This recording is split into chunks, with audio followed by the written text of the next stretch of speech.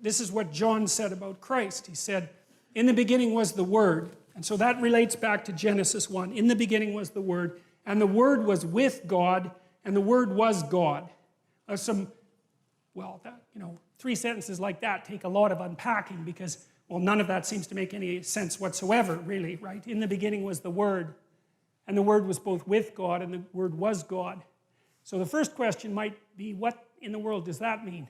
In the beginning was the Word. That's the Logos, actually. And the Logos is embodied in the figure of Christ. So there's this idea in John that whatever Christ is, the Son of God, is not only instantiated in history, say at a particular time and place as a carpenter in some backwoods part of the world, but also something eternal that exists up outside of time and space that was there right at the beginning.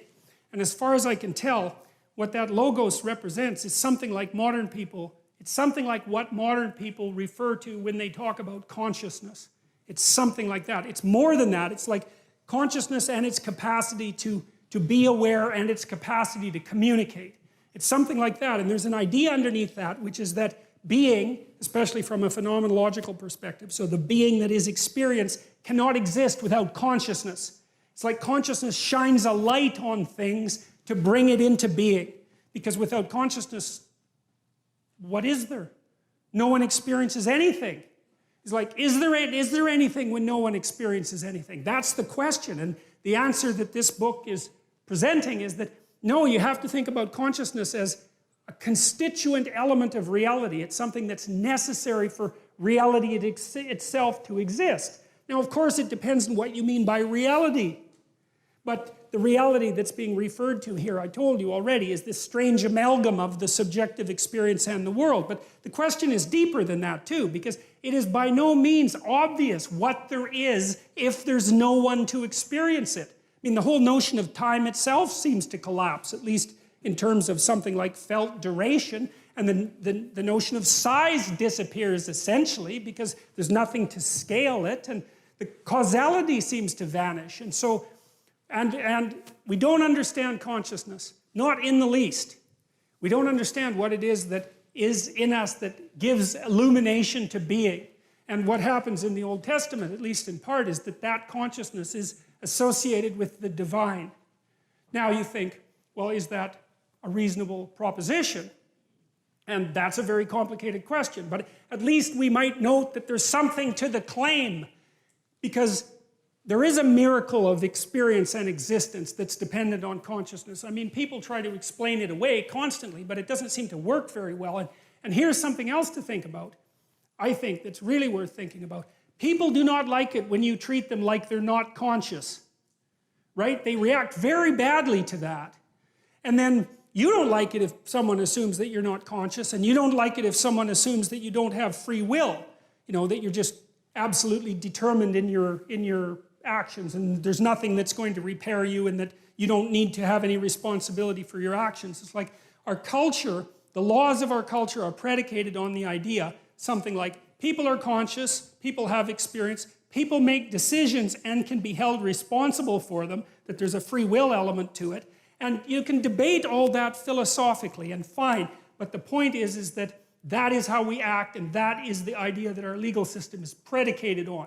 And there's something deep about it because, you know, you're subject to the law, but the law is also limited by you, which is to say that in a well-functioning, properly grounded democratic system, you have intrinsic value. That's the source of your rights. Even if you're a murderer, we have to say, the law can only go so far because there's something about you that's divine. Well, what does that mean? Well, partly it means that there's something about you that's conscious and capable of communicating, like you're a whole world unto yourself. And you have that to contribute to everyone else, and that's valuable. I mean, that you can learn new things, you can transform the structure of society, you can invent a new way of dealing with the world. You're capable of all that. It's an intrinsic part of you, and that's associated with this. It's associated, that's the idea there, is that there's something about the Logos that is necessary for the absolute chaos of the reality beyond experience to manifest itself as reality. It's an amazing idea because it gives consciousness a constitutive role in the cosmos. And you can debate that, but it's not, you can't just bloody well brush it off. Because first of all, we are the most complicated things there are that we know of by a massive amount. We're so complicated that it's unbelievable. And so, there's a lot of cosmos out there, but there's a lot of cosmos in here too. And which one is greater is by no means obvious unless you use something trivial like relative size, which, really isn't a very sophisticated approach. And whatever it is that is you has this capacity to experience reality and to transform it, which is a very strange thing. You can conceptualize a future in your imagination, and then you can work and make that manifest. You participate in the process of creation. That's one way of thinking about it. And so that's why I think in Genesis 1, it relates the idea that human beings are made in the image of the divine, men and women, which is interesting too, because, the feminists are always criticizing Christianity, for example, as being, inexorably patriarchal. Of course, they criticize everything like that, so it's hardly a stroke of bloody brilliance. But I think it's an absolute miracle that right at the beginning of the document, it says straightforwardly, like with no hesitation whatsoever, that the divine spark, which we're associating with the word that brings forth being, is manifest in men and women equally. That's a very cool thing.